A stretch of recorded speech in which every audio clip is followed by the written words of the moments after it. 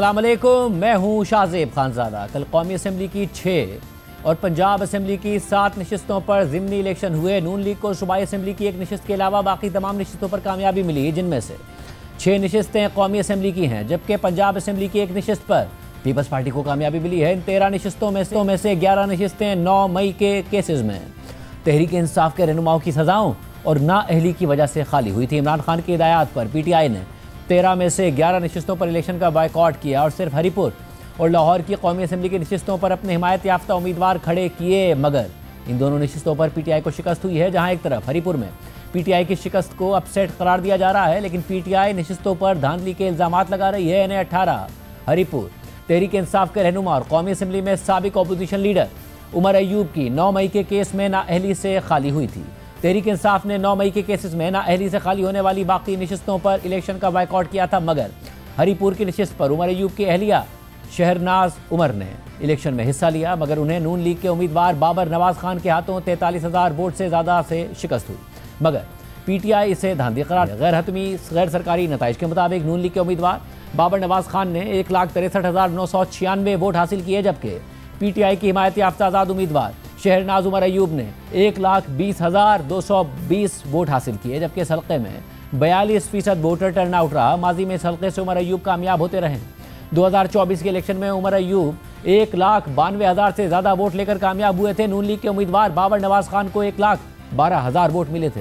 इसके अलावा कौमी असम्बली की नशिस्त NA 129 लाहौर के इलेक्शन का PTI ने बॉयकॉट नहीं किया था। ये नशिस्त PTI रहनुमा हम्माद अजहर के वालिद और सीनियर सियासतदान मियाँ अजहर के इंतकाल से खाली हुई थी। गैर हतमी सरकारी नताइज के मुताबिक नून लीग के हाफिज मियाँ मोहम्मद नोमान ने 63,441 वोट हासिल किए, जबकि PTI के हिमायत याफ्ता आज़ाद उम्मीदवार अरसलान अहमद ने 29,099 वोट हासिल किए।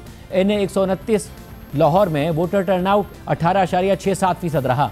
अहम बात यह है कि 2024 के आम इंतखाबात के मौके पर इस हल्के से मियाँ अजहर 1,03,000 से ज़्यादा वोट लेकर कामयाब हुए थे, जबकि नून लीग के मोहम्मद नोमान को 71,000 वोट मिले थे और टर्नआउट 40% था। इसके अलावा साहिवाल की नशिस्त NA 143 से नून लीग के उम्मीदवार मोहम्मद तुफैल जट कामयाब हुए हैं।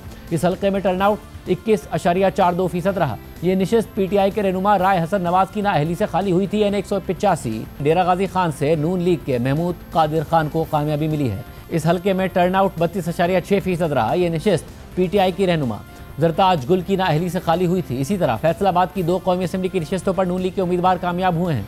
NA 104 फैसलाबाद से नून लीग के राजा दानियाल अहमद और NA 96 फैसलाबाद से नून लीग के बिलाल बदर चौधरी कामयाब हुए। फैसलाबाद से कौमी असम्बली की नशिस्त NA 104 साहबजादा हामिद रजा की नाअहली से खाली हुई थी, जबकि अब जीतने वाले नून लीग के उम्मीदवार राजा दानियाल अहमद साबिक अपोजिशन लीडर राजा रियाज के बेटे हैं। इस हल्के में टर्नआउट सिर्फ 13.23% रहा। इसी तरह NA 96 फैसलाबाद से जीतने वाले नून लीग के उम्मीदवार बिलाल बदर चौधरी वजीर मुमलिकत बराए दाखिला सेनेटर तलाल चौधरी के भाई हैं, जबकि इस हल्के में टर्नआउट 24.4% रहा। वाज़ेह रहे कि वज़ीर आवाज़ से कौमी असम्बली की नशिस्त NA 66 से नून लीग के उम्मीदवार बिलाल फारूक तारड़ बिला मुकाबला मुंतखब हो गए।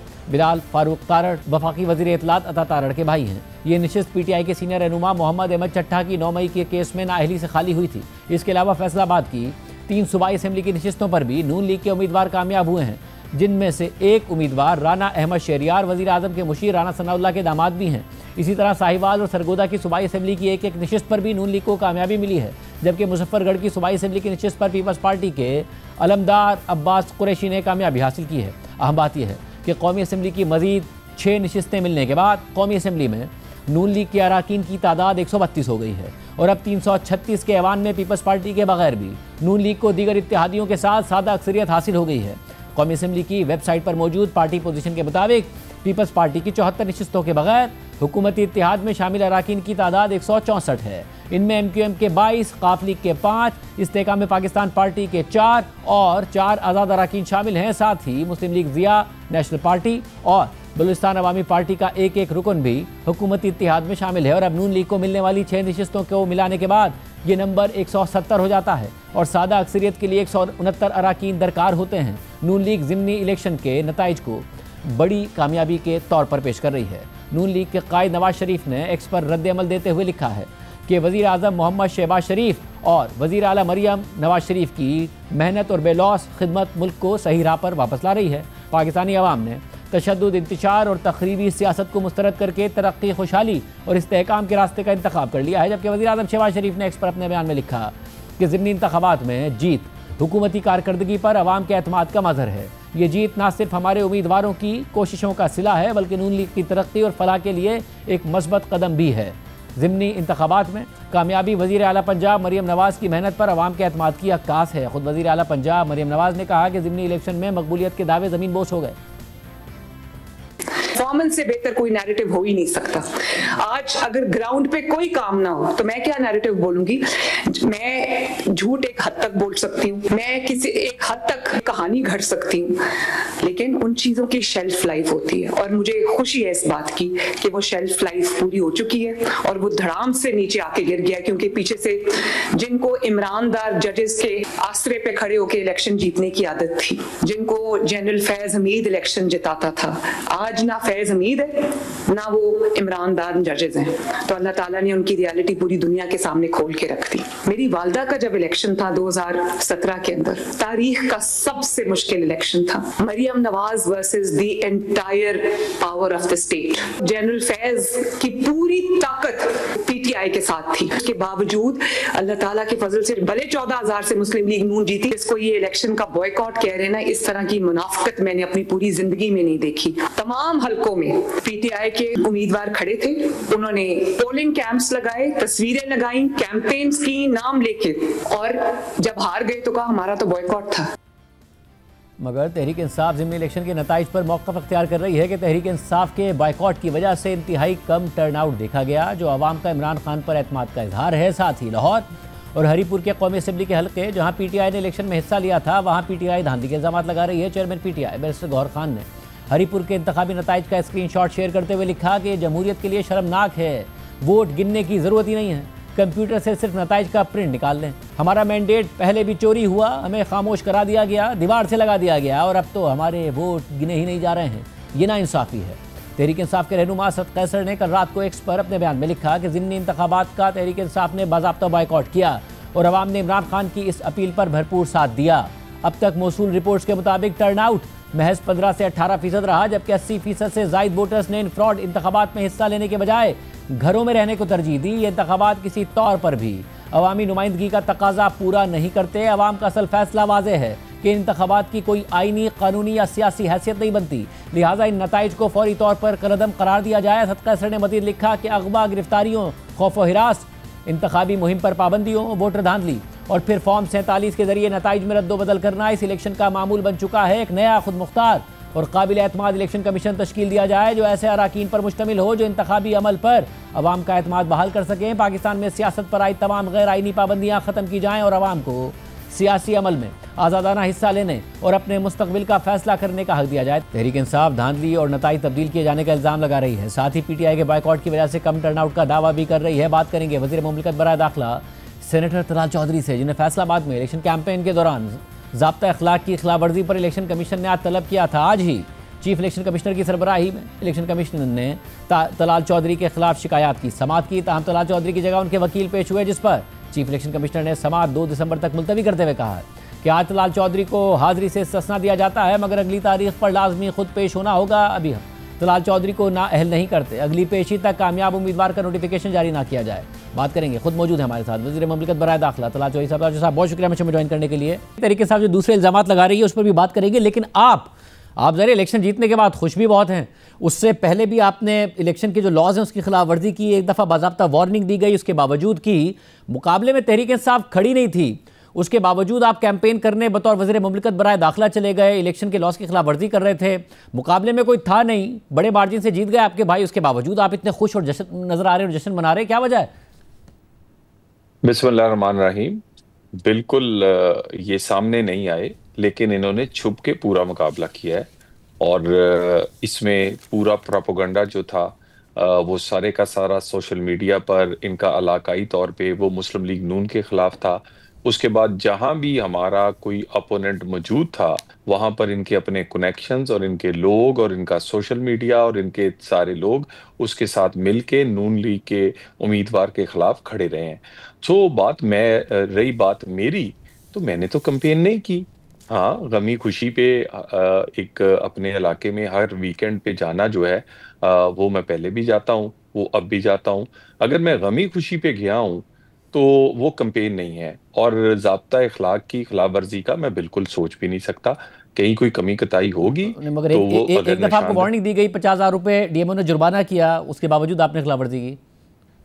नहीं, देखिए उसमें गुजारिश ये है कि जो आप शिकायत करने वाले, तो मेरा मतलब ये वही लोग हैं ना, आप इनके शिकायत को निंदा निकालें, ये सारे आपको पीटीआई के निकलेंगे। शिकायत है क्या कि मैंने किसी की फातिहा क्यों पढ़ी है, मैं किसी की शादी में क्यों गया हूं। भाई बात ये है, इस बात को आप उसके अलावा, क्या आप ये बताइए इलेक्शन प्रोसेस ठीक हुआ है? ये कहेंगे हाँ ठीक हुआ है। इलेक्शन डे पे कोई बाज़ाब्तगी हुई? नहीं हुई। इलेक्शन डे पे कोई धांधली हुई? नहीं हुई। मैं आपको कहता हूं, आए NA 96 का पहले हाजिर है, बताएं कौन सा खोलना है। बताइए किस पोलिंग स्टेशन पर, पूरे 345 पोलिंग स्टेशन पर, बताइए कोई एक पोलिंग स्टेशन जहां जोर जबरदस्ती हुई हो, जहां ज़ाब्ता इखलाक की खिलाफ वर्जी हुई हो, जहां पोलिंग प्रोसेस जो है, वोटिंग प्रोसेस जो है, उसका तकद्दस जो है वो बरकरार ना रखा गया हो, जहां सिक्योरिटी से लेके आजादाना माहौल ना क्रिएट किया गया हो। बताइए कोई एक जगह नहीं मिलेगी। वैसे मैं मगर दोबारा ऑफर करता हूं। मगर वो बाकायदा क्रिटिसिज्म कर रहे हैं अब जो पंजाब में इलेक्शन हुआ उस हवाले से, कि हमें कैंपेन पूरी तरह नहीं करने दी गई। लाहौर में ख़ासतौर पर मियाज़र साहब की वफ़ात के बाद जिस सीट पर इलेक्शन हो रहा था, उस हवाले से पोलिंग एजेंट्स को रोकने की वो शिकायत करते रहे। ये भी कह रही है तहरीक इंसाफ के खैबर पख्तूनख्वा में जो हरीपुर में इलेक्शन हो रहा था, उसमें नून लीग को या किसी और को कोई शिकायत नहीं है, उनको बाकायदा कैंपेन करने दी गई, मगर पंजाब में इन तमाम चीज़ों का सामना करना पड़ा।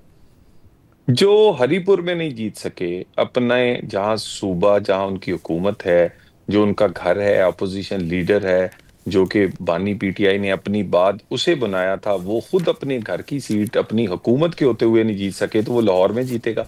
और दूसरा मुझे बताइए, लाहौर का जो लो टर्नओवर है, वो अगर ये तो कहते हैं कि इनकलाब है, सुनामी है, पूरा लाहौर ही हमारा है, तो वो निकला क्यों नहीं? वोटर को कोई रोक सकता है? वोटर के लिए क्या पोलिंग एजेंट चाहिए होते हैं? वोटर वो आते हैं और अपना हक रायदही इस्तेमाल कर देते हैं, और उसके बाद अगर हरीपुर में ना जीत सकने वाले लाहौर में पे शिकायत करें, तो मेरा ख्याल है ये झूठ है। मगर इससे मतलब ये ज्यादा आप ये दोनों बातें पकड़ लेते, मगर ये हरीपुर में जीत नहीं सके या जीतने नहीं दिए गए। 1,92,000 वोट लिए थे 2024 के इलेक्शन में उमर अयूब साहब ने, और अब अचानक उनका जो वोट है उनकी अहलिया का वो 1,20,000 हो जाता है, नून लीग के उम्मीदवार बाबर नवाज खान का 1,63,000 हो जाता है। तो जीत नहीं सके या जीतने नहीं दिए गए। देखिए, गुजारिश ये है कि इलेक्शन प्रोसेस जो है उसमें इलेक्शन का अमला जो है वो 90% सूबाई जो महकमे हैं उनसे होता है। वो टीचर्स होते हैं, वो रेवेन्यू डिपार्टमेंट से लोग होते हैं, इसी तरह मुख्तलिफ डिपार्टमेंट से होते हैं। और इनकी हुकूमत के होते हुए, और 13 साल की हुकूमत है, इनका अपने वो डिपार्टमेंट्स के लोग हैं जो कि प्रिजाइडिंग ऑफिसर और दूसरी ड्यूटियों पर थे। उनके होते हुए, उनकी पुलिस के होते हुए धांधली कैसे हो गई? क्या बात करते हैं? मुझे तो ये बताइए कि ये तो मुकाबला भी नहीं होना चाहिए था। जिस तरह ये लोगों को बताते हैं कि ना जाने केपी में कितनी मकबूलियत है, चीजें रिवर्स हो रही हैं। लोग नगमों से और नारों से पेट नहीं भरता। लोगों ने काम और कारकर्दगी को वोट दिया है। मरियम नवाज का काम और शहबाज साहब की कारकर्दगी, और इस 1.5 साल की हुकूमत में लोग कुछ मुतमिन नजर आए हैं।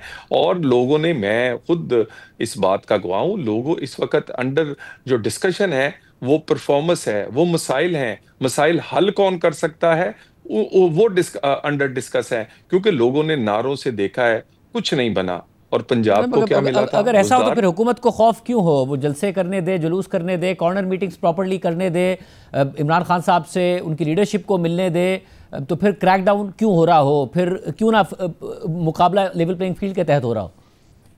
देखिए, क्रैकडाउन तो पता नहीं है, यानी अगर कोई चोर पकड़ा जाए तो ये कहें कि जी वो हमारा साथी था, उसको ना पकड़ें, या कहा जाए कि जी किसी ने कानून की खिलाफ वर्जी की है तो वो उसको इसलिए ना रोका जाए क्योंकि वो हमें वोट दे रहा था।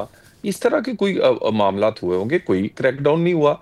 मैं तो दोबारा कह रहा हूं, जड़ावाला के 345 पोलिंग स्टेशंस पे मुझे किसी जगह ये कंप्लेंट बता दें कि कहीं पोलिंग एजेंट ना बैठने दिया हो, कहीं कोई वोट का तकद्दस जो है वो पामाल हुआ हो, कहीं पोलिंग प्रोसेस के ज़ाब्ता अखलाक को पूरा ना किया गया हो। और तमाम थैले अभी इसी वक्त जो मर्जी थैला खोल लें, हर चीज चेक कर लें, और मुझे ये मतलब बताइए, देखिए, यानी उमर आप अयूब ये साहब भी ने कहा कि मैं एक बात 27,000 वोट से जीत रहे थे हम, मगर फिर हमें हरा दिया गया क्योंकि जो फॉर्म 45 थे उन्हें आरओ एक्सेप्ट करने को तैयार नहीं था, जो हमारे पोलिंग एजेंट्स हैं उनकी तरफ से। देखिए, मैं आपसे गुजारिश करता हूं, मैं आपको एग्जांपल देता हूं, हरीपुर और जड़ावाला का कंपैरिजन करता हूं। हरीपुर में बहुत दफा हम जीतते रहे हैं। जब ये जीते हैं तो वो ठीक जीत है, जब हम जीत गए हैं तो वो गलत है। इसी तरह ये जड़ावाला था, इसमें 2013 में मुस्लिम लीग नून में उस वहां से कामयाब हुआ, 18 में पीटीआई का आदमी कामयाब हुआ, 24 में फिर हुआ, हमने तो तस्लीम किया। अगर दोबारा 25 में हम कामयाब हो गए, और हमारे वोट देख लें, हमारा तनासब इसी तरह हरीपुर है, हमारा स्ट्रांग होल्डर था, वो हजारा में मुस्लिम लीग नून का वोट गूंजता था। लोग एक हद तक के बाद मायूस हो जाते हैं। क्या केपी ने दिया है 13 साल में केपी के लोगों को, हजारा के लोगों को या हरिपुर को क्या दिया है? मैं तो आपको 50 मंसूबे गिना देता हूं सिर्फ इस 1.5 साल मगर के। मसला है ना कि पिछले इलेक्शन 2024 में हुआ है, उनकी 10 साल कारकर्दगी के बाद, उसके बावजूद भी मैंडेट दिया है, तो क्या बदल गया है 1.25 साल में कि लोग कारकर्दगी अचानक फोकस करने लगे और उमर अयूब साहब को हरवा दिया? देखिए, बिल्कुल, एक तो लोग मायूस हुए हैं इनसे, दूसरा ये सियासी जमात जो है ये सियासी नहीं है। सियासी जमातें जो हैं वो सियासी अंदाज से चलती हैं, और लोगों ने ये देखा है कि यानी हुकूमत में आए तो असेंबलियां तोड़ देते हैं, अगर अपोजिशन में हो तो इस्तीफे दे देते हैं, अगर खुद इनको हुकूमत ना मिलनी हो तो बाइकआउट कर देते हैं। मुझे ये बताइए कि केपी में इलेक्शन लड़ना और पंजाब में ना लड़ना, ये दोहरा असूल क्यों है? यानी इन्हें खुद समझ आ रही थी, जो हरीपुर में नहीं जीत सके वो फिर यकीनन पंजाब में लड़ते तो बुरी तरह हार जाते। मगर और फिर वैसे भी तहरीक जो इंसाफ ने बाइकआउट नहीं का, इल्ज़ाम लगाया, कासिम गिलानी साहब ने पीपल्स पार्टी की तरफ से इल्ज़ाम लगाया डेरा गाजी खान में इलेक्शन के हवाले से। उन्होंने कहा कि पुलिस ने पूरे पोलिंग स्टेशन पर कब्जा करके पीपल्स पार्टी के पोलिंग एजेंट्स को यरगमाल बना रखा है। आज़ादाना और मुनसिफाना इंतखाबात पर खुला हमला है। शहर में पीपल्स पार्टी के कारकुन जमा हो रहे हैं, जहाँ 90% पोलिंग स्टेशन पर कामयाबी मिली। दूसरी तरफ नवाही इलाकों और देहात में ऐसी रिपोर्ट्स आ रही हैं कि डाले गए वोटों से ज़्यादा वोट नताइज में दिखाए जा रहे हैं। ये संगीन बेज़ाब्तियाँ हैं। उन्होंने कहा कि मैं पीपल्स पार्टी को मुबारकबाद देता हूं, पीपल्स पार्टी के कैंडिडेट को, जिन्होंने बहुत स्मार्टली एक्सपोज कर दी इलेक्शन रिगिंग वीडियो एविडेंस के साथ। देखिए, गुजारिश ये है कि इलाकाई तौर पे चंद एक जगह कोई शिकायत हो सकती है, लेकिन ओवरऑल कोई इतना कमजोर नहीं होता, और पीपल्स पार्टी एक बड़ी तकड़ी जमात है। और पंजाब में अगर उन्हें एडमिनिस्ट्रेटिव साइड पे भी और तरक्याती कामों में भी उन्हें हिस्सा मिलता है, खुद एमपी एमएनएज हैं, और तो कैसे हो सकता है कि कोई इनके पोलिंग एजेंट्स को रोक दे? ये तो कमजोर से कमजोर उम्मीदवार के भी पोलिंग एजेंट्स को कोई बाहर नहीं निकाल सकता। ये 2025 है, हर एक के हाथ में मोबाइल है, हर एक इतना अवेयर है कि वो आप अब ये वो वाला नहीं है कि ये कोई 1985 या 1960 या 70 का इलेक्शन नहीं है। तो ये मेरा ख्याल है ऑन ग्राउंड चीजों को चेक करना चाहिए। तो फरवरी 2024 का इलेक्शन भी 1960 1970 वाला थोड़ी था, मगर उसमें क्या हुआ फिर सबने देखा। नहीं, देखिए, गुजारिश ये है कि शिकायत हो सकती है, लेकिन आरटीएस नहीं बैठा, नून लीग को पहली दफा नहीं जीती। नून लीग ने ये जीत कई दफा अल्हम्दुलिल्लाह लोगों को जीत के दिखाया अपने काम और कारकर्दगी पे। और हम दोबारा दोबारा उभर के आए हैं, आमरीयत के खिलाफ भी और बानी पीटीआई की डिक्टेटरशिप के खिलाफ भी। नाअहल भी हुए, काल कोठरिया में भी रहे, लेकिन फिर उभर के आए हैं, और हमें हर दम हमने वोट लिया है। पंजाब से हमेशा हम नंबर 1 रहे हैं, क्योंकि हमने काम किया है। मगर क्या ये जो पीपल्स पार्टी भी शिकायत कर रही है, तहरीक इंसाफ भी शिकायत कर रही है, अब नाउ आप पीपल्स पार्टी को माइनस करके भी आपके पास सादा अक्सरियत है दीगर इत्तेहादियों के साथ, जिसमें एमक्यूएम, इस्तेकाम पाकिस्तान पार्टी, 4 आज़ाद अरकान, Muslim League Zia, national party, Balochistan Awami party शामिल हैं। क्या ये टारगेट था कि ये हमें minus people's party simple majority चाहिए? क्यों माइनस करेंगे जी? एक ब्रॉडर एजेंडा है, हमें मुस्तहकम हुकूमत चाहिए। एक मुस्तहकम हुकूमत जो है वही मुआशी तौर पे और दूसरे बेहतर फैसले कर सकती है गवर्नेंस के लिए। और इस पूरे सिनेरियो में 1.5 साल में बहुत सारी सीटें पीपल्स पार्टी को भी मिली हैं। बिल्कुल ऐसा कोई प्लान नहीं है, बिल्कुल ऐसा कोई एजेंडा नहीं है। और हमने इनसे जो एक एग्रीमेंट किया था 2024 में, वो लार्जर बहुत बड़ा एजेंडा और वो इस्तेकाम के लिए है। बिल्कुल ऐसी कोई बात नहीं है। और अगर कोई ये जहन में डाल रहा है तो बिल्कुल गलत है। इसी तरह हम साथ चलते रहेंगे, और अगर हमारे यथार्थियों के कहीं भी कोई गिला शिकवा होगा, उन्हें हम हमेशा गौर से सुनते हैं और उस मामले को देखेंगे। वैसे मगर अब क्योंकि 27वीं आईनी तरमीम हो गई, अगर आप 28वीं आईनी तरमीम का इरादा रखते हैं तो आपको पीपल्स पार्टी की ज़रूरत होगी, वरना नहीं होगी। तो क्या इसलिए सिंपल मेजॉरिटी के साथ कंफर्टेबल होना चाहती थी नून लीग? देखिए बिल्कुल ऐसी देखिए मैं आपको बताऊं, हम हमेशा कोशिश करते हैं कि सबको ऑन बोर्ड ले। पीपल्स पार्टी के साथ हमने महीने बड़ी मुश्किल टाइम पे भी उनके साथ चले हैं। और उसके बाद अब भी एक एक बहुत सारी चीजों में मुशावरत से चलते हैं। बिल्कुल हम तो इससे पीटीआई को भी ऑन बोर्ड लेते हैं, मौलाना फजलुर रहमान को भी ऑन बोर्ड लिया है। 26वीं तरमीम में सारे सारे ऑन बोर्ड थे, सबके सब की मानी गई थी, सारी मुतफिका एक वो तरमीम थी जिससे पीटीआई ने सब कुछ करवा के बैकआउट किया सिर्फ पॉलिटिकल पॉइंट स्कोरिंग के लिए। तो पीपल्स पार्टी के साथ ऐसा कोई नहीं, बिल्कुल साथ चलते रहेंगे। कोई ऐसा टारगेट नहीं है कि किसी को निकालना है, या कोई हम ये ख्वाहिश करते हैं कि हम अकेले करें। हम एक ऐसी हुकूमत करना चाहते हैं जिसमें सारे साथ चलें, जिसमें सूबों की हुकूमतें भी साथ हों, वफाक और सूबा मिलकर वो आम आदमी की जिंदगी आसान बनाने के लिए काम करें। तो साहब आखिर में मैं एक और बात पर आपका पॉइंट ऑफ व्यू जानना चाह रहा हूँ। गुज़िश्ता दिनों वाना कैडेट कॉलेज और इस्लामाबाद कचहरी पर हमलों के बाद आज दहशतगर्दों ने पेशावर में एफसी हेडक्वार्टर पर हमला किया, जिसके नतीजे में 3 एफसी एहलकार शहीद हो गए, 7 शहरियों समेत 10 अफराद जख्मी हो गए, तीनों खुदकुश हमलावरों को भी हलाक कर दिया गया। क्या डिटेल्स हैं, क्योंकि ज़ाहिर पहले ज़राए से खबरें आती रही कि तीनों दहशतगर्द अफगान शहरी थे, अब क्या तफसीलात हैं? देखिए बिल्कुल उसमें से जो बहुत सारी चीज़ों की तस्दीक हुई है, वो पाकिस्तान के शहरी नहीं है। इसी तरह ही जैसे जो इस्लामाबाद में हमला हुआ था, जो खुदकश बम्बार था, उसकी जब बाद में जो इन्वेस्टिगेशन हुई तो पता चला कि उसको ना लैंग्वेज आती थी, ना उसको करेंसी का पता था, ना उसको रस्तों का पता था। उसके बाद फिर उसके हैंडलर्स भी पकड़े गए। इसी तरह यहाँ भी उन्होंने आज एक खुदकश गाड़ी जो है, या खुदकश धमाका जो है, गेट पे किया और फिर एंटर करने की कोशिश की। वहाँ इतने बेहतरीन इंतजाम थे, और मैं एफसी के जवानों को शाबाश देता हूँ जिस जबरदस्त तरीके से उन्होंने हैंडल किया, न्यूट्रलाइज किया, उनको एलिमिनेट किया, उन दहशतगर्दों को एक बड़े नुकसान से बचाया।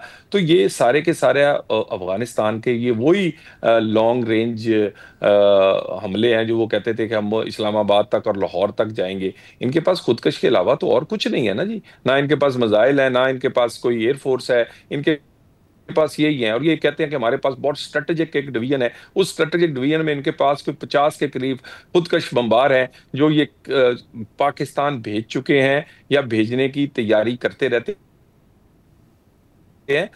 हम बिल्कुल क्लियर है, हमारे पास बहुत बड़ी बड़ी एविडेंस है। एक ट्रेनिंग कहाँ होती है, फंडिंग कैसे होती है, प्रोटेक्ट कैसे किया जाता है, सरहद कैसे पार करवाई जाती है, फिर यहाँ जो तश्कीलें आती हैं जिसको ग्रुप्स कहते हैं, इस वक्त जो तश्कीलें आ रही हैं उसमें 70% अफगानी हैं।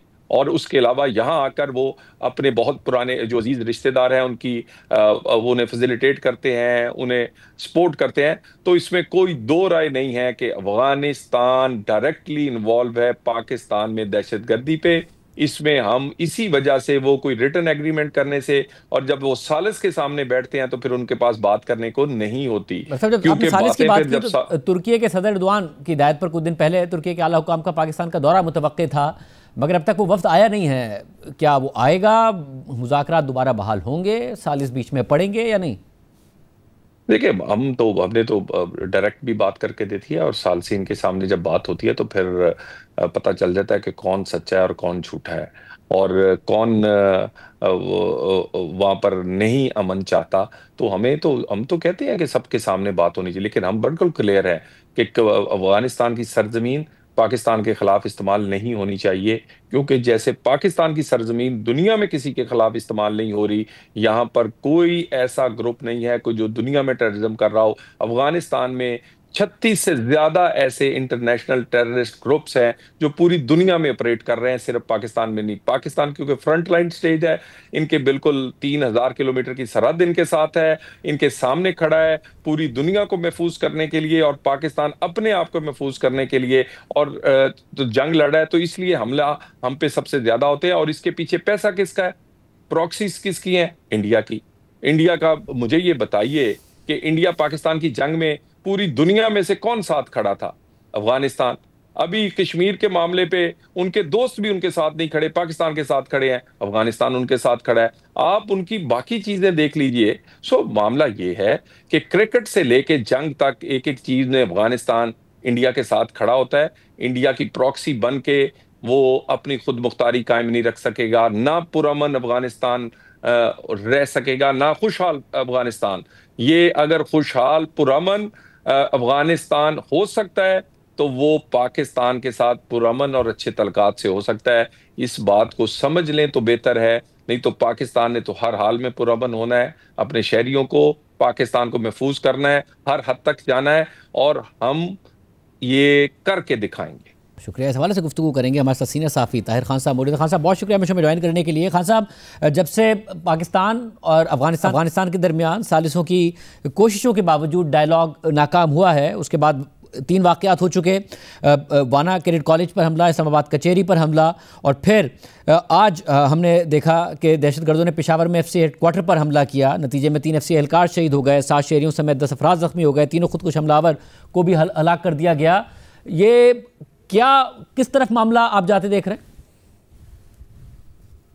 बहुत शुक्रिया। मेरी नज़र में सिमत तो मालूम नहीं है, लेकिन पाकिस्तान और अफ़गानिस्तान के ताल्लुकात में जो एक स्टेलमेट है, एक लिहाज से जो राब्ते मुअत्तल है। आज तो एक मुलाकात हुई है कौंसल जनरल जो पाकिस्तान के हैं जलालाबाद में, वो निंगरहार के गवर्नर से मिले हैं, जो कि गवर्नर बहुत अहम शख्सियत है और तालिबान के अमीर के बड़े करीब भी है। तो अब ये मुलाकात किस तनाजुर में हुई है, लेकिन जब दोनों ममालिक के दरमियान राब्ते तकरीबन मुकम्मल ख़त्म है, हत्ता कि जो ट्रैक 2 अक्सर होती है इन हालात में, तो वो भी नहीं हो रही, तो हर हमला जो पाकिस्तान में होगा वो उसका असर ज़रूर मज़ीद पड़ेगा ताल्लुकात पे। और ये जो नई स्ट्रेटजी मैं देखता हूँ, आपने जिक्र किया इस्लामाबाद में जो 11 नवंबर को हुआ, और आज जो पेशावर में हुआ, और उसका भी शुरू में जमातुल अहरार ने कबूल किया था, और आज भी उनके व्हाट्सएप ग्रुप्स को मैं मॉनिटर कर रहा था इसी हमले के बाद, तो ये भी उसी तरफ जाता है मामला। तो ये जो जमातुल अहरार है, ये करतब तहरीक तालिबान पाकिस्तान के अंदर ही एक किस्म के नाराज ग्रुप है और अपने उस पर वो हमले करते हैं। तो मराकज़ को जब आप टारगेट करते हैं, इस्लामाबाद को और पेशावर को, तो इसका मतलब है कि उन्होंने हिकमत अमली तब्दील कर ली है। अब देखना पड़ेगा कि पहले से पाकिस्तान को जनूबी अजला जो खैबर पख्तूनख्वा के वहाँ बड़े मसाइल थे, और अब ये होते हुए अब पेशावर पहुँचाए, तो ताल्लुकात पे हर हमला जो पाकिस्तान में होगा उनका एक मनफी असर मजीद पाकिस्तान अफगानिस्तान के ताल्लुकात पे होगा। और सालस भी थोड़ा सा तुर्की का, आप लोगों की रिपोर्ट थी, इंतज़ार है कि तुर्की का वफ्द कब आएगा, लेकिन सालिसों की बजाय पाकिस्तान अफगानिस्तान को मेरी नज़र में खुद ही देखना पड़ेगा कि हालात किस तरफ जा रहे हैं। मेरी नज़र में हालात सही से मत नहीं जा रहे। मतलब तो इसका नुकसान खुद अफगानिस्तान को भी है, जाहिर है वो ट्रेड बंद है, ट्रेड नए रूट्स की बात करना कि जी कोई अल्टरनेट रूट डेवलप हो जाए, वो जाहिर इतना आसान काम नहीं है। तो अफगान तालिबान पर कोई प्रेशर नहीं पड़ता इस सब के बाद? मेरे ख्याल में उन पर दबाव ज़रूर है। उनके जब मैं बयानात देखता हूँ, उनके सोशल मीडिया को देखता हूँ, तो एक लिहाज से तो पाकिस्तान को एक पैगामात का तो वो करते हैं, लेग पे है, उन पे बिल्कुल है। और लेकिन जाहिर बात है कि ताल्लुकात में थोड़ी सी फिर एक जो मैं क्या लफ्ज़ इस्तेमाल करूं, लेकिन एक कभी कभी अना वाला जो मसला होता है, तो वो भी दरमियान में आता है, तो उन पे बिल्कुल भी दबाव है। अगर दबाव ना होता तो आज वाली मीटिंग जलालाबाद में ना होती, तो एक लिहाज से तो है, लेकिन हमें भी देखना पड़ेगा कि हमें मतलब एक ठीक है, पाकिस्तान के खदशात बिल्कुल जेन्युइन है। और आज जो हमला हुआ 11 नवंबर को इस्लामाबाद में हुआ, आपने वाना का भी जिक्र किया, स्कूल का बहुत बड़ा हमला था, और सिक्योरिटी सूरत हाल का सबको पता है कि हमारे जनूबी अजला जो है, लकी मरवत है, बन्नू है, और टांग है, डेर इसमाइल खान है, जनूबी शुमाली वजीरिस्तान है, फिर बाजौड़ में भी वाक़यात होते हैं। तो लिहाज से पाकिस्तान के जो कंसर्न है उनको तो देखना पड़ेगा, क्योंकि सिक्योरिटी पे मेरे ख्याल में कोई भी मुल्क, अफगानिस्तान खुद दाइश के हवाले से वो कितना सेंसिटिव है, तो लिहाजा हर मुल्क को सिक्योरिटी उनके लिए अहम है और खदशात को देखना पड़ेगा कि खदशात, पाकिस्तान अगर एक बात करता है तो पाकिस्तान के पास दलाइल है, उन दलाइल को अगर वो नहीं देखते तो दुनिया भी मेरे ख्याल में उन पर सवालात उठाएगी ज़रूर उनके उस पर। और सिर्फ पाकिस्तान ये बात नहीं करता, वहाँ पर जो ग्रुप्स मौजूद है, यूनाइटेड नेशन की रिपोर्ट्स है, इस सीओ की, शंघाई ताउन कॉन्फ्रेंस की अगर स्टेटमेंट आप देंगे, हत्ता कि ये जो मॉस्को फॉर्मेट है और रूस ने तालिबान को तस्लीम भी किया है, तो खदशात है, खदशात को देखना पड़ेगा, उन पे बिल्कुल भी दबाव है, लेकिन इजहार वो उस अंदाज से नहीं करता। लेकिन अवाम से अगर आप वहाँ पूछेंगे और ताजरों से पूछेंगे अफगानिस्तान के, तो फिर आपको अंदाज़ा हो जाएगा कि वहाँ पर कितना एक दबाव है उन पर। साहब, और पाकिस्तान ने, ज़ाहिर है पाकिस्तान का बड़ा क्लियर ये मौक़िफ़ था कि अगर वहाँ उनकी सरजमीन हमारे खिलाफ इस्तेमाल होगी, कोई कार्रवाई हुई तो हम जवाब देंगे।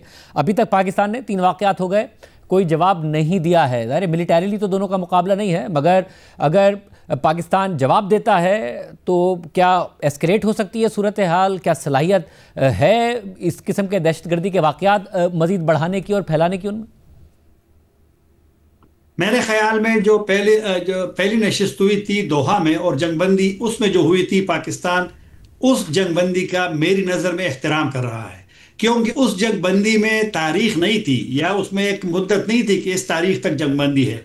तो गो के इस्तांबुल की 2 जो अदवार थे मुलाकातों की, वो नाकाम हो गई, लेकिन पाकिस्तान फिर भी उसी का एहतराम करके जवाब उस तरह नहीं दे रहा है जिस तरह कि पाकिस्तान ने पहले दिया था। और इसका और भी इम्कान है कि शायद पाकिस्तान जो सालिसों ने, तुर्की ने, फिर ईरान के आज रात को आ रहे हैं उनके नेशनल सिक्योरिटी एडवाइज़र, बड़ी अहम शख्सियत है, गो के दो तरफा दौरा है, लेकिन ईरान ने चूंकि एक रीजनल ममालिक का एक इजलास बुलाने का ऐलान किया है पाकिस्तान अफगानिस्तान के कशीदगी को ख़त्म करने के लिए, तो शायद मेरी नज़र में पाकिस्तान का जवाब नहीं था, बल्कि बयानात भी उस तरह नहीं है जिस तरह के माजी में आते थे।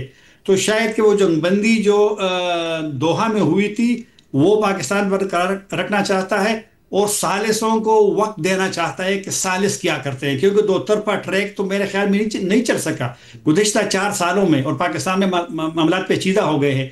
तो पाकिस्तान शायद उनके एहतराम है, क्योंकि तुर्की के सदर ने जब ऐलान किया था वक्त भेजने का, तो वज़ीर-ए-आज़म शहबाज शरीफ से मुलाकात के बाद ऐलान किया था, यानी उसकी सालिसी में पाकिस्तान के वज़ीर-ए-आज़म का, पाकिस्तान की हुकूमत का, पाकिस्तान के निज़ाम का उनका एक मुत्तफिक होना है। लेकिन अब इंतजार क्यों कि तुर्की का जहाज गिर गया था अजरबैजान से वापसी पे, उस वजह से उनकी थोड़ी सी डिले है। लेकिन मेरे ख्याल में कि वक्त तो किसी वक्त भी पाकिस्तान आ सकता है, शायद पाकिस्तान उसके लिए इंतजार कर रहा है कि सालिस क्या करते हैं, क्योंकि सालिसों को मालूम है कि पाकिस्तान क्या चाहता है। बहुत शुक्रिया तारिक खान साहब का तज़िया आपने। प्रोग्राम में एक ब्रेक शामिल करते हैं, मुल्क की सियासी सूरत हाल पर मजीद तज़िया मालूम करेंगे एक ब्रेक के बाद। दोबारा खुश आमदीद नाज़रीन। ज़िमनी इंतखाबात के बाद दोनों जमातें हैं अपनी अपनी तरफ से ये क्लेम कर रही हैं कि उन्हें कामयाबी हुई है। सीनियर साहब तज़ियाकार सुहेल बड़ाई साहब हमारे साथ मौजूद हैं। बड़ाई साहब, बहुत शुक्रिया हमें शो में ज्वाइन करने के लिए। बड़ाई साहब, तहरीक इंसाफ ये कह रही है कि हमने सिर्फ 2 नशिस्तों पर लड़ा, वहाँ पर धांधली हो गई, बाकियों पर नहीं लड़ा। वहाँ पर जो लो टर्न आउट है ये इस बात का सबूत है कि इमरान खान की जो बायकॉट की कॉल थी उस पर लोगों ने अमल किया। नून लीग खुद कामयाबी क्लेम कर रही है और कह रही है कि ज़मीं बोस हो गया इनका ये दावा कि ये मकबूल है, और लाहौर में तो इन्होंने हिस्सा लिया, वहाँ पर भी टर्न आउट नहीं बढ़ा। किसकी कामयाबी आपके ख्याल में हुई है इस सारे के सारे मामले में? मेरा ख्याल है सियासत की नाकामी है ओवरऑल, और जमहूरियत की नाकामी है, और इसमें मेजर रोल पीटीआई ने अदा किया है।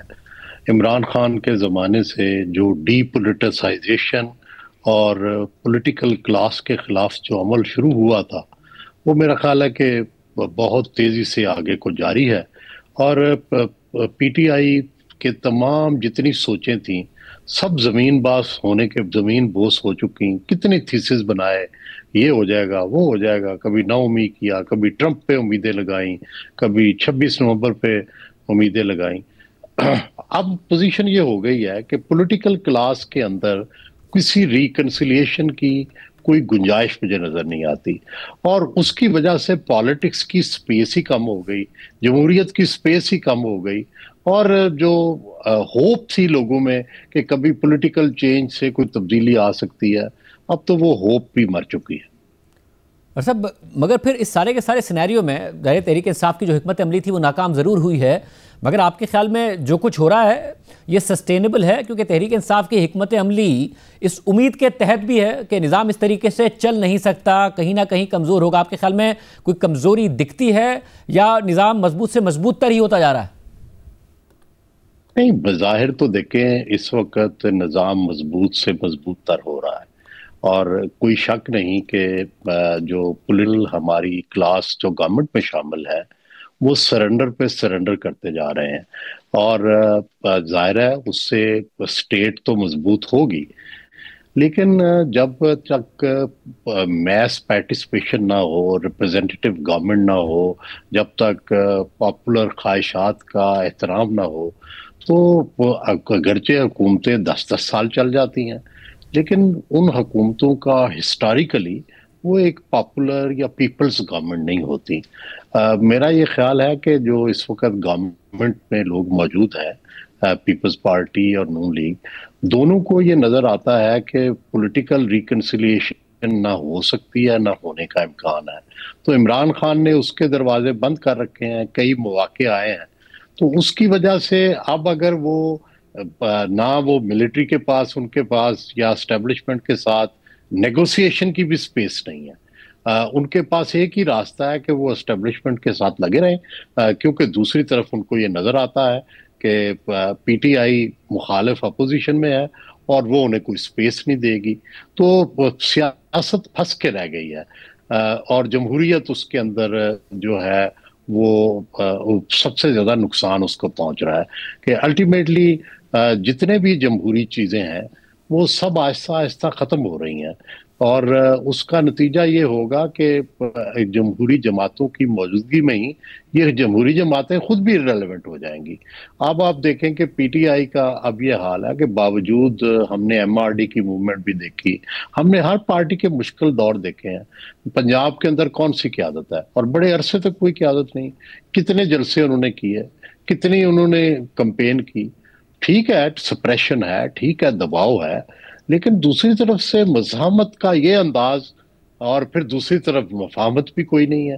तो हर तरफ से जब आप दरवाजे बंद कर लेंगे तो इसका नुकसान पहुंचेगा। दूसरी तरफ हुकूमत के पास चाराकार भी नहीं है शायद, कि वो अगर एस्टेब्लिशमेंट की बात नहीं मानते तो दूसरी तरफ तहरीक इंसाफ खड़ी है, और तहरीक इंसाफ किसी को कोई स्पेस देने को तैयार नहीं है, चाहे वो साफत हो, चाहे जमहूरियत हो, चाहे सियासत हो। तो ये जो बंद गली में हम आ गए हैं, इसकी कुंजी भी इमरान खान के पास है और इसको बंद भी उन्होंने ही किया हुआ है। और लेकिन सवाल यह है कि कोई भी ऐसा नहीं है जो इसको खोल सके। मतलब आप लोगों की कुंजी उनके पास है, क्योंकि वो तो कह रहे हैं बार बार, वो कहते हैं हुकूमत से बात करके मैं क्या करूं, ये कठपुतलियां हैं, इस्टेब्लिशमेंट से मैं बात करने को तैयार हूं, अब इस्टेब्लिशमेंट ही नहीं बात कर रही, तो कुंजी फिर इस्टेब्लिशमेंट के पास हुई या इमरान खान के पास हुई? नहीं, देखें एस्टेब्लिशमेंट इस तरह सख्त आज जिस तरह है, इस तरह पहले दिन नहीं थी। वो तो इस नतीजे पे पहुंचे हैं कि इनके साथ सुलह हो ही नहीं सकती, क्योंकि इन्होंने किसी को स्पेस नहीं देनी। तो नहीं तो शुरू में उनकी तरफ से काफी इस तरह की जो है वो तवक्कुआत थी कि कोई रास्ता निकल आएगा। इलेक्शन क्यों कराए गए, पार्लियामेंट के अंदर जो थी वो अपोजिशन क्यों जो है वो काम करती रही। उस वक्त यही तवक्को थी कि अल्टीमेटली कोई कूल डाउन हो जाएंगे और सिस्टम के साथ चलेंगे।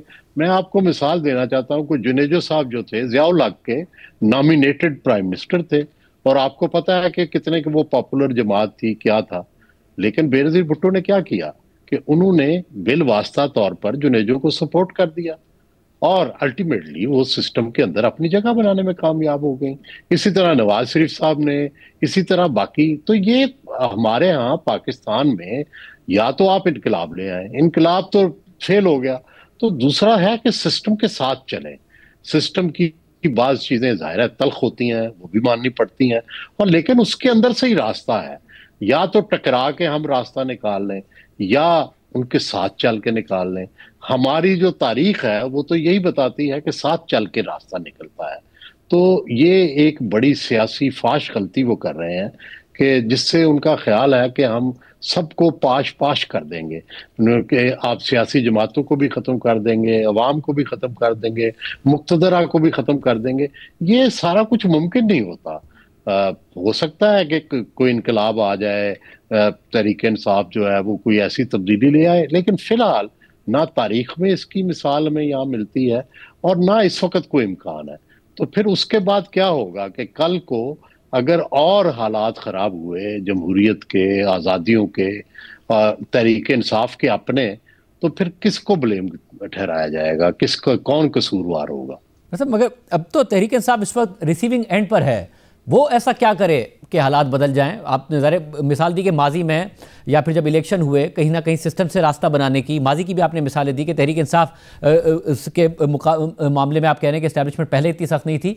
अब क्या कर सकते हैं? अब तो वो इलेक्शन होता है तो धांधली का इल्ज़ाम लगाते हैं, वो क्या करें? या फिर 9 मई के मुकदमात में उनके रहनुमाओं को नाअहल कर दिया गया, इमरान खान साहब 2 साल से ज़्यादा हो गया जेल में हैं, तो उनके पास कौन सा स्पेस है कि वो क्या दें कि जिसकी वजह से मामला गोइंग फॉरवर्ड उनके लिए ठीक हो सके? मेरा ख्याल है कि जो सबसे पहली बात है कि एस्टेब्लिशमेंट या हुकूमत क्या चाहेगी। मतलब मैं मफरूज़ा तैयार करता हूँ, मफरूज़ा वो ये तो तैयार करते हैं कि वो चाहेंगे कि पार्लियामेंट काम करे, केपी की हुकूमत जो है उनके साथ मिल के चले, मुखालफाना बयान ना दे और जो ऑपरेशन हो रहा है उसमें कोऑपरेट करे और इब्तदाई तौर पर जो सिस्टम ऑफ द गवर्नमेंट है उसको चलने दे। ये उनकी डिमांड होगी, मैं अंदाजा लगा सकता हूँ। तो दूसरी तरफ जब वो ये करेंगे, आप देखें कि अली अमीन गंडापुर चले गए हैं, मैं तो उनका बड़ा मद्दाह हूँ। गुजारिश ये है कि उन्होंने अपना रास्ता निकाला हुआ था ना, हर मामले में वो आगे नेगोशिएशन करते थे, इस्लामाबाद तक भी वो पहुंच गए हैं। इस्लामाबाद को हाथ लगाने की जो शर्त थी वो भी उन्होंने पूरी कर ली थी। इसके अलावा कोई ना कोई मुलाकातें भी वो कर लेते थे, मिन्नत से करते थे या तरले से करते थे या खुशामद से करते थे या ब्लैकमेलिंग से करते थे। तो अब तो वो भी नहीं हो रही। तो आप जो इस वक्त जितनी भी स्पेस मिलती है उसको तो यूज करें। अब तहरीक इंसाफ जो है ये सबसे बड़ी अपोजिशन की पार्टी है तारीख में, आज तक जितनी अपोजिशन आई है, तो उसको यूज ही नहीं किया जा रहा कि आप पार्लियामेंट के अंदर आपकी इतनी मौजूदगी है, अब आहिस्ता आहिस्ता सुकड़ रही है। अब उन्होंने दूसरा रास्ता निकाल दिया कि अगर ये कोऑपरेट नहीं करेंगे तो सिस्टम तो चलाना है उन्होंने, तो उन्होंने एक दूसरा रास्ता निकाल लिया और वो निकालते जा रहे हैं। तो बुनियादी बात थी कि अगर ये सिस्टम के अंदर मौजूद रहते, किसी ना किसी बात पे इख्तलाफ करते, कुछ ना कुछ लेते, कुछ ना कुछ देते, तो ये शायद सिस्टम भी चल पड़ता और इनके लिए भी रास्ता निकलता। अब गुजारिश ये है कि वज़ीर आला को रास्ता नहीं दिया तो आपके ख्याल में सिस्टम खतरे में नहीं पड़ेगा? क्योंकि ज़ाहिर है हमें नज़र आया अली अमीन गंडापुर साहब के केस में भी और अभी भी ऐसी आवाज़ें मौजूद है तहरीक इंसाफ के अंदर जो डायलॉग के ज़रिए रास्ता निकालने की कोशिश करती हैं, चाहे वो बैरिस्टर गौहर साहब हों, दीगर रहनुमा हों, असद कैसर साहब हों, मगर फिर उन्हें हमने ये भी देखा है कि एक बहुत ही इंटेंस किस्म की सोशल मीडिया ट्रोलिंग का सामना करना पड़ता है, यूट्यूब व्लॉगर्स का सामना करना पड़ता है, जिस पर अली अमीन गंडापुर तो बहुत ज़्यादा अनर्व भी होते थे और तनकीद करते नजर आते थे। तो मौजूदा वज़ीर आला को अगर मौका नहीं दिया जाएगा, दीवार से लगेंगे, तो कहीं उनसे फिर खतरा नहीं पैदा होगा कि फिर उन्हें कुछ ना कुछ करके दिखाने के लिए कुछ करना पड़ेगा? नहीं, ये शाहजेब साहब दो सिचुएशंस हैं। इन दी लॉन्गर रन आप बिल्कुल ठीक कह रहे हैं कि इससे सिस्टम को खतरा होता है। मैंने जैसे पहले कहा कि जब पब्लिक पार्टिसिपेशन नहीं है, पब्लिक ओपिनियन के मुताबिक काम नहीं चल रहे, जमहूरी आज़ादियाँ नहीं है और सिस्टम टाइट से टाइट होता जा रहा है, जाहिर है ये तारीख हमें यही बताती है कि इस तरह का सिस्टम जितनी देर चलता है उतनी देर तो बड़ा इसका कंट्रोल नज़र आता है, लेकिन ये तादेर नहीं चल सकता, कभी ना कभी ये सिस्टम के अंदर क्रैक आता। लेकिन सवाल यह है कि ये क्रैक लाने के लिए भी तो किसी को आगे बढ़ना है ना, कोई तीसरी चौथी कुव्वत तो है नहीं। एक हुकूमत है, हुकूमत की पार्टियां हैं, एक तरफ मुक्तदरा है, एक तरफ इमरान खान है, इन तीनों चारों ने ही निकालना है ना मुल्क को बहरान से। तो अगर ये तीनों में ही इस वक्त सूरत हाल ये है कि टोटली डेडलॉक है, और इस डेडलॉक से तो सबसे ज्यादा मैं अर्ज कर रहा हूँ कि जमहूरियत को, जमहूरी आज़ादियों को, रियासत की जो मजबूती है उसको नुकसान पहुंच रहा है। तो ज्यादा कंसर्न तो वो है। और दूसरा ये है कि ये जब इस तरह की सूरत होती है तो पब्लिक एलियनेशन हो जाती है। हमने पहले भी देखा पिछले मार्शल लॉ में भी लोग फिर एलियनेट हो जाते हैं रियासत के फैसलों से भी और रियासत की कारकर्दगी से भी। तो ये इस नौबत तक नहीं आना चाहिए। ठीक है, सियासी इख्तलाफात होते हैं, लेकिन इसके साथ साथ रियासत को भी चलना है, मुक्तदरा का भी रोल होना है, सियासी पार्टियों का भी रोल होना है। तो जब तक इनकी कोई दरमियानी राह, कोई अफाम तफहीम, कोई मुज़ाकरात नहीं करते, मैं 2.5 साल से कह रहा हूँ, कोई सुनने को तैयार नहीं है। सब ईगोइस्ट हैं इस वक्त जो टॉप हमारी लीडरशिप है, और ईगो ज़ाहिर है दुनिया में कुर्बान करके ही मुज़ाकरात या मफाहमत होती है। बहुत शुक्रिया सुहेल भाई साहब का तफसीली आपने सुना। प्रोग्राम के आखिर में जिक्र हो जाए, मुल्क में अदलिया की आज़ादी, शहरी हुकूक और अवाम की सलामती ख़तरे में है। Human rights commission of Pakistan ने अपने 39वें सालाना इजलास के अख्तिताम पर आईनी जमहूरियत, शहरियों की आज़ादी और मुल्क भर में कमज़ोर तबक़ात के तहफ़्फ़ुज़ को दरपेश बढ़ते हुए ख़तरात पर तशवीश का इज़हार किया है। HRCP की प्रेस रिलीज़ के मुताबिक HRCP को 27वीं आईनी तरमीम की मंजूरी पर शदीद तशवीश है, जो अदलिया की आज़ादी को कमज़ोर करती है और इन मामलात पर इंतज़ामिया का इख्तियार बढ़ाती है जो इंतज़ामी मुदाखलत से महफूज रहने चाहिए। प्रेस रिलीज़ के मुताबिक अवामी एतमाद पहले ही कमज़ोर है और ऐसे वक्त में ये तरमीम निज़ाम एहतसाब को मज़ीद खोखला कर देगी। सरकारी ओहदेदारों को हासिल ताहयात इस्तिस्ना ने इख्तियारात को चंद हाथों में इस हद तक समेट दिया है कि पार्लिमान की बालादस्ती अमलन कमज़ोर पड़ गई है। प्रेस रिलीज़ में मज़ीद लिखा गया है कि HRCP इस बात पर भी जोर देता है कि बाइख्तियार मुंतखब मकामी हुकूमतें जमहूरियत को मजबूत करने और हुक्मरानी में शहरियों की शमूलियत बढ़ाने के लिए निहायत अहम हैं। प्रेस रिलीज़ के मुताबिक हिरासती तशद्दुद और मावराए अदालत कत्ल, बिलखसूस क्राइम कंट्रोल डिपार्टमेंट CCD और काउंटर टेररिज्म डिपार्टमेंट CTD के अहलकारों के हाथों फौरी आज़ादाना तहकीकात और जवाबदेही के मुतकाज़ी हैं। ऐसी संगीन खिलाफ वर्जियाँ सज़ा से इस्तिस्ना को बढ़ाती हैं और शहरियों के हक़ आज़ादी और वक़ार को ख़तरे में डालती हैं। HRCP की प्रेस रिलीज़ के मुताबिक मजहबी अक़लियतें खुसूसन अहमदी बिरादरी हुजूम के तशद्दुद, इबादत गाहों पर हमलों और कब्रों की बेहुरमती का मुसलसल निशाना बन रही हैं। रियासत उन्हें तहफ़्फ़ुज़ फराहम करे, नफ़रत अंगेज़ी और तशद्दुद पर उकसाने वालों के ख़िलाफ़ कार्रवाई करे। प्रेस रिलीज़ के मुताबिक तौहीन मज़हब के क़वानीन के गलत इस्तेमाल की तहकीकात के लिए तवील अरसे से ज़ेर इल्तवा कमीशन को फ़ाल करे और जबरी मज़हब की तब्दीली के ख़िलाफ़ कानून साजी करे। प्रेस रिलीज़ के मुताबिक कम उम्री की शादी एक संगीन मसला बनी हुई है जो बच्चियों की सेहत, तालीम और मुस्तक़बिल को शदीद ख़तरात से दो चार करती है और HRCP मुतालबा करता है कि क़वानीन में नाबालिग की तारीफ़ को यकसा किया जाए और 18 साल से कम उम्र की तमाम शादियों को गैर कानूनी करार दिया जाए। तालीमी इदारों और दीगर सरकारी और निजी जगहों पर जिनसी हिरासानी भी बरकरार है। महफूज माहौल के लिए रिपोर्टिंग का मजबूत निज़ाम, शफाफ एहतसाब और मौसर तरबियत लाजमी है। आज के प्रोग्राम में इतना ही। अल्लाह।